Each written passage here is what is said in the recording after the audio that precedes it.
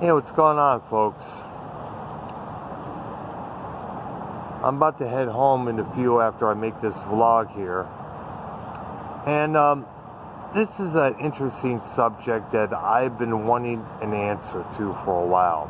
I'm sure all the fans of Van Halen would most agree. Now, as you know, we're unable to find out from Eddie Van Halen himself, because, as you know, he is no longer with us. He passed away this past October after a decade of battling throat cancer. And this pertains to a decision that they made back in the early 2000s when they decided to get back together with their original frontman, David Lee Roth.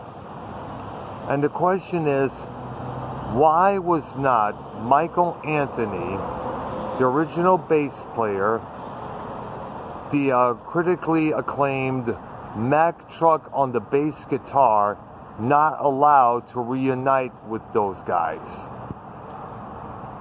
You recall, when the announcement was made in about 2007, Wolfgang Van Halen, Eddie's son, was chosen to be the new bass player.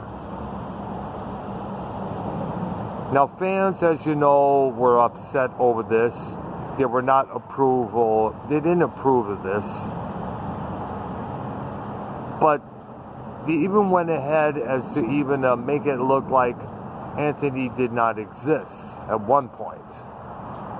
On the band's webpage, they had a kind of like what they call a reimagining of the first album's album cover, in which they replaced Michael Anthony with a Wolfgang in Anthony's place.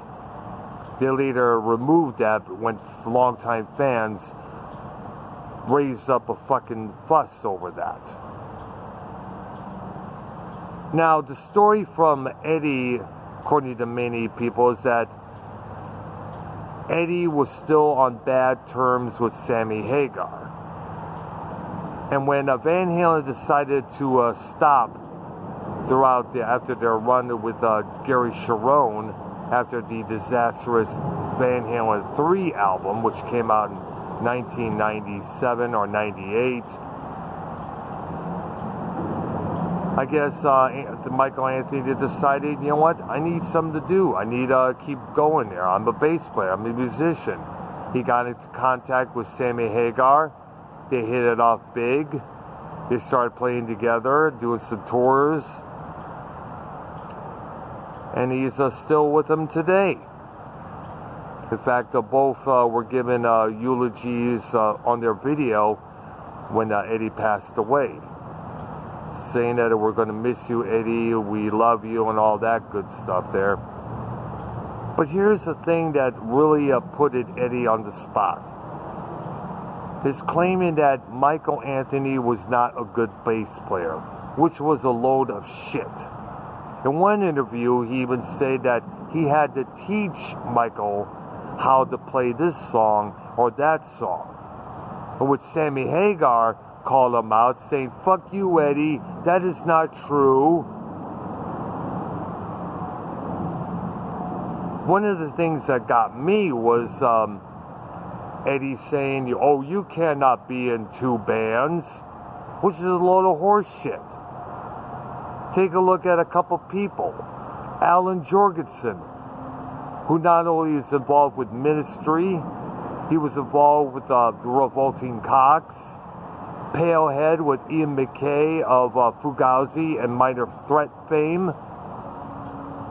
They released a couple singles and discs together. He had a thing called PTP, meaning Patrolling the Psycho Drill.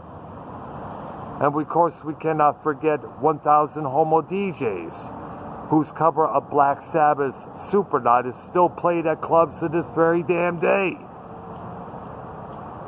Or Kevin Key of Skinny Puppy, who's also involved with many other projects like The Tear Garden, Download, Plateau. He did a collaboration with some other, I guess a couple of Japanese electronic musicians as well. Bill Lieb, who was at one time a member of Skinny Puppy, has his group, Frontline Assembly, along with his boy Reese Fober, had Delirium, Noise Unit, and I guess, I forgot there was another project they had, which escapes me, I guess. Son of a name goat. But that claim that you cannot be in two bands is totally bullshit. Oh, I also gotta remind people of this. There was a local guitar player named Bob Tyrrell, who I knew for a while back in around the later 80s when I was going to the Ritz, New York, and Harpo's Concert Theater back in D-Town, Detroit. He was involved with two bands, his band, White Knight, and he was also a fill-in guitarist for a group called Vampirella. So for Eddie to say, you cannot be in two bands is a load of bullshit right there. I think what it was, and this is my opinion, Eddie was pissed off that his former bass player was now friends with his now arch enemy. Because as we all know, the partying between those two was not that damn good. A lot of shots were taken at each other soon afterwards, as you know, and those shots continued to go years after. Now, for I understand, Eddie and Sammy did make peace with one another prior to Eddie's passing. My question is, did Eddie make peace with Michael Anthony? Because Michael Anthony is owed a lot of respect for his work with the Van Halen brothers and Roth as well, and Sammy.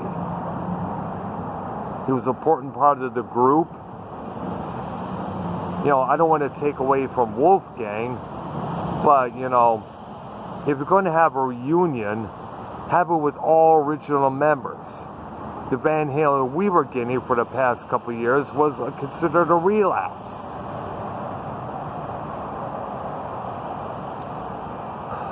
I guess we'll probably never know the truth now since Eddie is no longer with us, as I mentioned.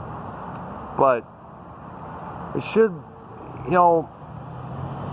be taken into consideration the input that Michael Anthony contributed to the Van Halen sound. And I think other Van Halen fans, like myself and others, would most agree. What do you have to say about this? I'm Dr. Earl. Thank you for watching this vlog of mine. I'm going to head back home pretty soon. It's starting to get fucking cold out here, and my fingers are starting to fucking freeze to death right now. Of course, stupid me, I forgot to bring my fucking gloves. Subscribe to my channel, hit that like button, and leave some comments below about this subject. You have a good one.